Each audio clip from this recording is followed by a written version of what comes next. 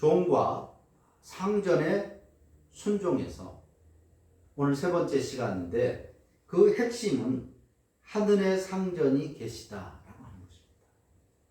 종이 상전을 섬기고 상전도 종을 섬기고 사람들을 대할 때 그리스도께 대하다.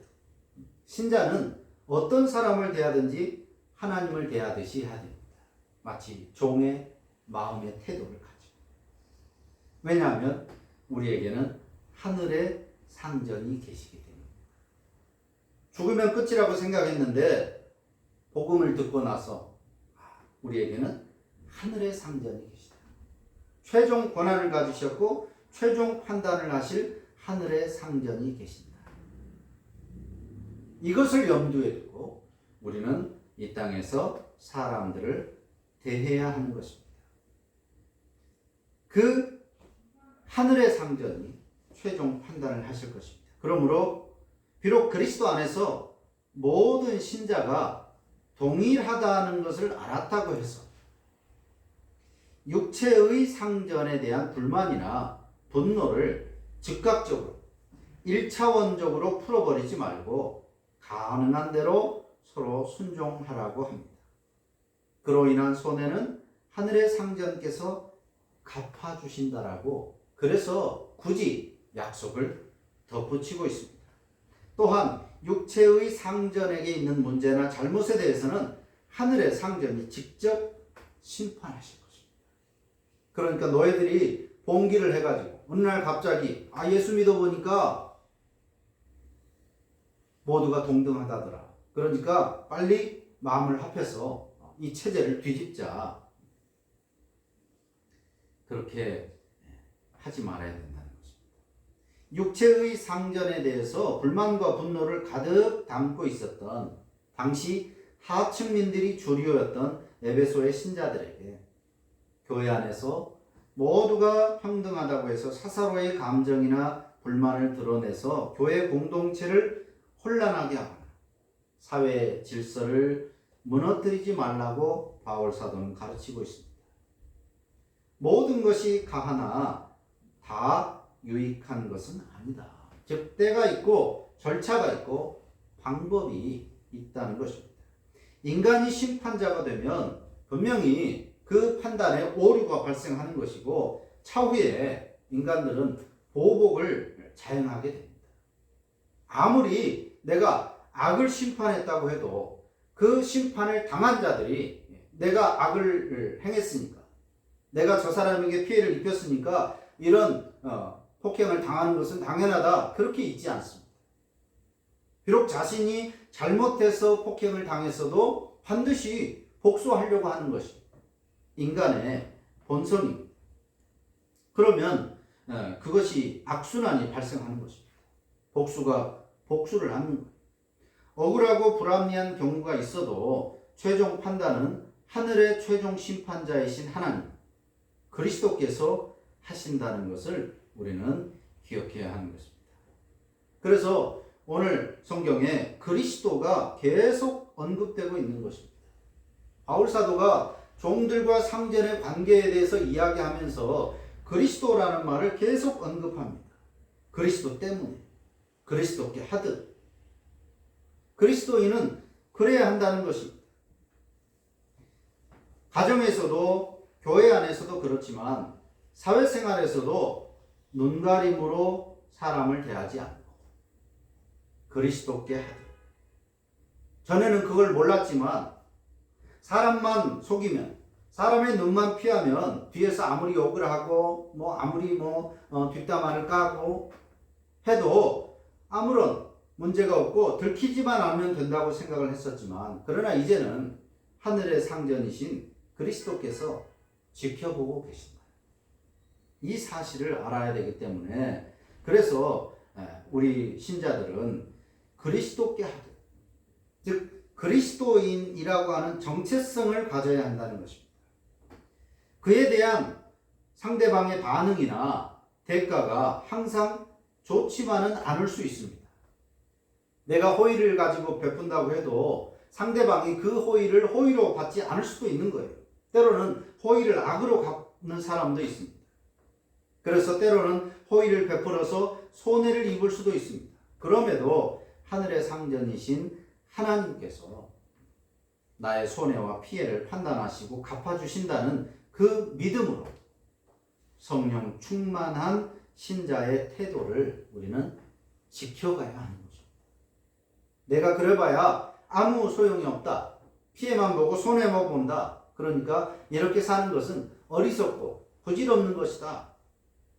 그것이 아니라 설사 그렇다 할지라도 호의가 호의로 받아들여지지 않거나 오히려 호의가 악으로 받아들여진다. 내게 손해가 입혀진다 할지라도 그럼에도 불구하고 우리 그리스도인들은 하나님이 갚으신다. 내 원수를 갚으실 뿐만 아니라 나의 선한 삶에 대한 상도 주신다라고 하는 그 믿음으로 성령 충만한 자의 삶의 태도, 순종하고 섬기는 이 삶의 태도, 호의를 가지고 살아가는 이 삶의 태도를 지켜가야 한다는 것입니다. 단지 착한 사람이 되어야 된다는 말이 아니라 하나님이 갚아주신다. 또 그것이 신자의 마땅한 태도이기 때문에. 또한 내가 상전의 위치에 있는 사람이라면 하늘의 상전이신 하나님을 두려워하고 그 힘과 영향력을 더욱 선하게 사용하려고 힘써야 합니다. 상전의 위치에서 잘못된 삶을 살면 그 자신은 물론이고 더 많은 피해를 발생시킬 수 있기 때문에 더 큰 심판을 받는다는 사실을 기억해야 하는 것입니다. 권세를 가진 사람이, 힘을 가진 사람이 악을 행하면 그 악의 결과가 훨씬 큰 것입니다. 일반 국민들이 죄를 짓는 것과 정치를 하는 사람들이나 유명인들이나 혹은 대통령이나 이런 권세를 가진 사람이 악을 행하면 그 악이 엄청나게 큰 것입니다. 그러니까 내가 상전의 위치에 있다, 유명인의 위치에 있다, 권세를 가지고 있는 위치에 있다라고 한다면 오히려 더 조심하고 자신의 그 힘과 영향력을 선한 곳에 사용하려고 더 노력해야 된다라고 하는 것입니다. 왜냐하면 하나님께서 힘과 권세와 명예를 주신 만큼, 더 많이 주신 만큼 더 많은 좋은 결과를 요구하시기 때문입니다. 성경에서도 더 많은 달란트를 맡은 사람에게는 더 큰 책임이 주어지고 있음을 우리가 알아야 됩니다. 그래서 나눔과 돌봄의 역할을 더 많이, 더 열심히 해야 되는 것입니다. 쉽게 말하면 부자는 더 많은 세금을 내야 되는 거예요. 그것이 법의 테두리를 혹시라도 아무런 문제 없이 벗어날 수 있다고 할지라도 그럼에도 불구하고 자발적으로 더 많은 것을 가졌다면 더 많은 것을 나누려고 하는 것이 신자의, 가진 자의 상전에 마땅한 태도라고 하는 것입니다. 세상을 살아가는 데 있어서 80%의 중요도를 차지하는 것이 사람과의 관계, 즉 대인 관계입니다. 어쩌면 이것이 세상살이의 성공과 실패를 가름하는 요소일 수 있습니다. 대인 관계가 좋은 사람이 성공할 확률이 훨씬 높은 거죠.